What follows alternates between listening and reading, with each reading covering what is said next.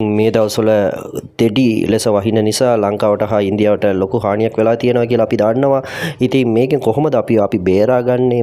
වෙන අයට අසරණ අයට කොහොමද අපි උදව් කරන්නේ? ඉතින් පෙර සූදානම් වෙන්නේ කොහොමද කියලා බොහෝ තොරතුරු අපි දැන් මේ වීඩියෝ තුලින් කතා කරන්න සූදානම්. පළවෙනියට දැන් බලමු. දැන් ලංකාවට ඔයාලා දන්නවා මේ ලෑන්ඩ්ස්ලයිඩ් යනු නායාම ඒ වගේම ගම් වතුරු යනු ෆ්ලඩ් එක දැන් බොහෝ ඇති වෙලා තියෙනවා. ඒකෙන් ගොඩක් අයගේ ජීවිත හා දේපල හානියක් සිදු වෙලා තියෙනවා කියලා. ඉතින් ඉස්සලාම පෙර සූදානම් පූර්ව සූදානම් කොහොමද කරන්න කියලා අපි බලමු. ඉන්පසුව ඒ වගේ තත්ත්වයට ඔයාලා මුහුණ දුන්නත් කොහොමද ඔයාලා ආරක්ෂා කරන්න කියලා බලමු. ඉන්පසුව බලමු අනිත් අයට කොහොමද හෙල්ප් කරන්න කියලා. ඉතින් පෙර සූදානම් එකෙන් පළවෙනි එක තමයි හැම වෙලාවෙම අවධානයෙන් සිටින්න ඕනේ. අසල්වැසියන් නැත්නම් මේ මාධ්‍ය වලින් එන ඒ තොරතුරු ෆෝන්ස් මේ දවස්වලදී ඉලෙක්ට්‍රිසිටි ෆෝන් එකටත් ගොඩක් මේ වැඩ කරන්නේ නැහැ. ඒ හින්දා මේ අනිත් මිනිසුන්ත් එක්ක පොඩි මේ සම්බන්ධතාව තියාගන්න ඕනේ කියලා කියනවා. ඉතින් මොකක් හරි එහෙම අනතුරුදායක තත්වයක් එනවා නම් ඉතින් කටින් කට මේව එනවනේ. එතකොට පෙර සූදානම් එකට ඒක පළවෙනි එක. අනිත් එක වෙසි සහිත ගොඩාක් වහින්න ගොඩාක් ජල ෆ්ලඩ් එක තියෙන ඒ මාර්ග වලින් ගමන් කරන එක අපි 100%ම වළක්වන්න ඕනේ. දැන් Google Map use කරන්න පුළුවන් ඔයාලට. අනිත් එක disaster management app තියෙනවා. disaster management ආයේ මේ department හරහා තොරතුරු අපිට එනවා. ඒව use කරන්න ඕනලු. දැන් වෙසි සහිත එහෙම flood යන ඒ මාර්ගවලදී පොඩි අය සෙල්ලම් කරන්න බලනවා. ඒක කවදාවත් ඉඩ දෙන්න එපා කියලා කියනවා. ඕකත් පෙර සූදානම් විදියට තමයි. ඉතින් ඕකෙන් සමහර විට කරන්ට් යන්න පුළුවන්ලු. ඉලෙක්ට්‍රික් කරන්ට් බිහිවෙන්නත් ඉඩකඩ තියෙනවා. ඒ හින්දා පොඩි අයට මේ කවදාවත් මේ ඕකෙන් සෙල්ලම් කරන්න දෙන්න එපා. අනිත් එක තමයි පවුලේ හැමෝමත් එක්කම පුළුවන් තරම් මේ සම්බන්ධතාව තියාගන්න. ඉතින් ෆෝන් වැඩ කරොත් නැතොත් කොහොම හරි සම්බන්ධතාව තියාගන්න බලන්න. ඉතින් පවුල විතරක් නෙමෙයි යාළුවෝ හිතවත් අයත් එක්කම. හරි. අනිත් එක ඔයාලා ගෙදරින් ඉන්නකොට ගෙදර ඇතුලේ කොහොමද මේවා ඔයාලා ආරක්ෂා කරගන්නේ කියලා බලමු. ඉස්සලා තමයි විදුලි උපකරණ ඊටම පරිස්සමින් හැන්ඩල් කරන්න ඕනේ. දැන් විසන්ධි කරලා තියෙන එක හොඳයි. ඉතින් විදුලිය මේ දවස්වල බොහෝ අයට නැති වුණාට විදුලිය ආපු ගම කොයි වෙලාවද එයි කියලා දන්නේ. ඒ හින්දා ඔක්කොම විසන්ධි කරලා තියෙන්න අවශ්‍ය වෙලාවට විතරක් ඊටම පරිස්සමින් යූස් කරන්න. එතකොට කොහේ හරි ලීක් වෙනවද වතුර වැටෙනවද කියලා හොඳට බලන්න ඕනේ. ඉතින් මේ විදුලිය නිසා විදුලි ලොකු හානියක් වෙන්නත් පුළුවන්.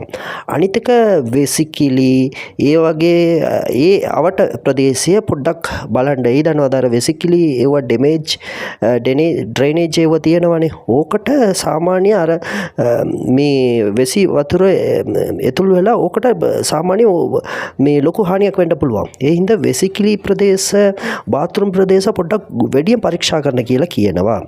අනිත් එක දැන් ඔයාලා පවර් බෑන්ක් එකක් තියුවොත් පවර් බෑන්ක් අනිත් එක බැටරි ලයිට් කියලා කියනවා. ඒව සූදානම් කරලාම තියාගන්න. ඉතින් විදුලි ටික විසන්ධි වෙනවානේ. ඉතින් ඒ හින්දා පවර් බෑන්ක් එක මේ වෙලාවදී ගොඩාක් හෙල්ප් වෙනවා. අනිත් එක ඔයාලා එළියට යනකොට ඉතින් එළියට යනකොට දැන් අත්‍යවශ්‍ය දේවල් වලට විතරක් යන්න කියලා කියනවා. මාර්ග දෙපැත්තම බලලා හිමින් ගමන් කරන්න. දැන් ඔයාලා සෙල්ෆ් ඩ්‍රයිව් කරනවා නම් දෙපැත්තම හොඳට බලලා යන්න කියලා කියනවා. ඉතින් මොකක් හරි මාර්ගයෙන් සද්දයක් එනවාද මේ පස් කන්දු කඩා වැටෙනවා වගේ මොකක් හරි තියනවාද කියලා හිමින් ඒක පරීක්ෂා කරලා යන්න කියලා කියනවා. අනිත් එක තමයි ඒ මාර්ගයේ දාලා ඇති. ඉස්සල්ලාම පස් කන්දු කඩා වැටලා බාගයට වැටිලා ඇති. ඉතින් ඒක අනතුරු ඇඟීම දාලා ඇති. ඒකට අවදානම් වෙන්න. ඉතින් ඒක මට මොකුත් වෙන්නේ අපිට මොකුත් වෙන්නේ කියලා හිතලා යන්නම එපා කියලා කියනවා. ඉතින් වාහනේ පෙදවනකොටත් මේ පාරේ ඊටම පරිස්සමින් පෙදවන්න හැම වෙලාවෙම මේ අවධානයෙන් සිටින්න කියලා තමයි අපි කියන්න යන්නේ. ඉතින් අවධාන සලකුණු හැම වෙලාවම හඳුනා ගන්න ඕනේ. ඉතින් ඒක කොහොමද කරන්නේ අපි? ඉස්සල්ලාම ඔයාලා බිත්තිවල දැන් මොකක් හරි දැන් ඔයාලා මේ ගෙදර හරි ඔෆිස් එකේ හරි කඩේ හරි ඉන්නකොට බිත්තිවල මොකක් හරි වෙනස්කම් තියෙනවද කියලා බලන්න. දැන් පුපුරලා යනවා වගේ. එතකොට ඔතන නායාම ඇතිවීමට ඔතන පාදක වෙන කාරණාවක් තියෙනවා කියලා තමයි ඔතන මේක වෙන්නේ. අනිත් එක දොර ජනල් ඒවත් පරීක්ෂා කරලා බලන්න. ඒක ගොඩාක් ඝනත්වය තියෙනවද කියලා බලන්න. එතකොට තවත් වහින්න යනවා කියලා අදහස්ලු. ඒ ඝනත්වය මේ දොර ඒ කියන්නේ අන්එක්ස්පෙක්ටඩ් විදියට වැඩි වුණොත් අනිත් එක භූමිය ඔයාලා එළියට යනකොට දැන් භූමිය බලන්න පොළවේ බලන්න මොකක් හරි අලුත් සලකුණු තියනවාද ඔයාලට හඳුනා ගන්න බැරි සලකුණු මොකක් හරි තියනවාද කියලා. එතකොට එයා අදාළ නිලධාරීන්ට ඕවා මේ දෙනුම් දෙන එක ඉතාම හොඳයි. අනිත් එක කවදාවත් මේ යන්න එපා. පොඩි උන් තමයි වැඩියෙන් යන්නේ කොහේ දන්නවද? මේ ගම් වතුර බලන්න කියලා. අනිත් එක ගඟට ආශ්‍රය ජීවත් වෙනවා නම් අනිවාර්යයෙන්ම ඔයාලා දුර ප්‍රදේශයට ගිහිලා ඉන්න ඕන తాවකාලිකාරී. ඒ වගේ තමයි මුහුදු බඩ ජීවත් වෙන මිනිසුන්ටත් මේක අදාළයි. අනිත් එක ගොඩක් අය දැන් ගිහිලා දැන් ගම් වතුර ඉවරයිනේ. දැන් පොඩ්ඩක් අඩු වුණානේ. වෙසිසහිත කාලකුණ ඉවරයිනේ කියලා මේ ගඟ ගාවට ගිහිලා බලන්න එපා කියලා කියනවා. අනිත් එක මේ පස් කඩා වැටිලා තියෙන්නේ ඒ තෙන් වලටත් යන්න එපා පෙර සූදානමක් නැතුව. ඉතින් මෙහෙම බරපතල පෑ 24ක් එහෙම දිගටම කොහේරි පෑ 24 සිට 48ක් දක්වා අවසන් නැතුව මේ වහිනවා නම් එතන ඉඳලා පොඩ්ඩක් මේ ඒ ගෙදරලා తాවකාලිකාරී වෙන කොහේ හරි යන එක හොඳයි කියලා කියනවා. හරි. දැන් මෙව්වත් එක්ක දැන් අපි බලමු කාට හරි මේ ඔයාට හරි නැත්නම් වෙන එක්කෙනෙක්ට හරි හදිසි අනතුරක් ඇති වුණා නම් මොනවද කරන්න ඕනේ කියලා.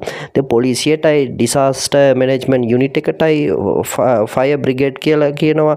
ඒ හොට්ලයින් ටික සූදානම් කරගන්න. පොඩි ෆෝන් එකක් හරි ළඟ තියාගන්න. ඉතින් ලොකු ෆෝන් වලට තමයි බැටරි අවශ්‍යයි. ඉතින් පොඩි ෆෝන් සති ගණක් වැඩ කරනවානේ. එතකොට ඒකෙන් ටක් ගාලා මේ රෙස්කියු කරන අයට දෙනුම් දෙන්න මේ සූදානම් වෙලා ඉන්න මොකක් හරි හානියක් වෙනකොට.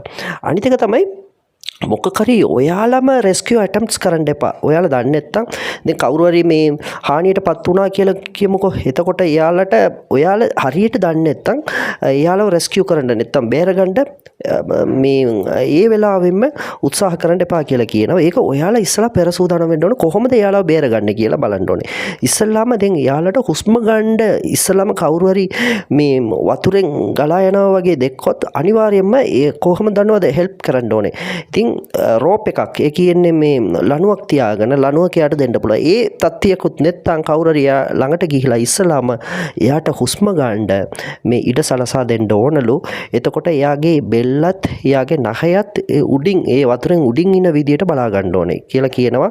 අනිත් එක ලෑන්ඩ් ස්ලයිඩ් එකෙන් කවුරු හරි එහෙම මේක මේ හානියටපත් වුණා නම් ඒක පොඩක් ටට්ටක් ගාලා ඒක පස් ටික අයින් කරලා එහෙම කරන එක හොඳ නෑ කියලා කියනවා. ඒ දන්නවද කවුරු හරි ඔතකොට ඉන්නවනේ එයාලට හානියක් වෙන්න පුළුවන්. ඒ හින්දා අපි සද්දයක් දාලා කවුරු හරි ඉන්නවද කියලා ඉස්සලම අහන්න ඕනලු.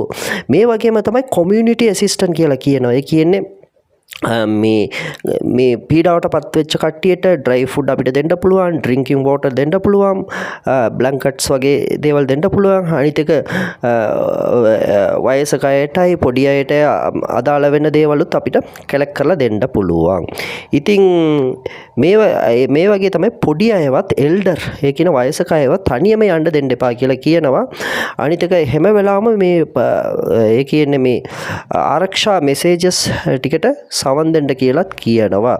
ඒකිට මේ වගේම පෙර සූදානම් අනිත් එක කවුරු හරි මේ අනතුරුදායකටපත් වුණොත් ඒකට එයාලව බේරගන්න සූදානම්ෙන් ඉන්නවා නම් ඉතින් ඕක ගොඩක් පරිස්සමින් තමයි මේ කටයුතු ටික කරන්න ඕනේ.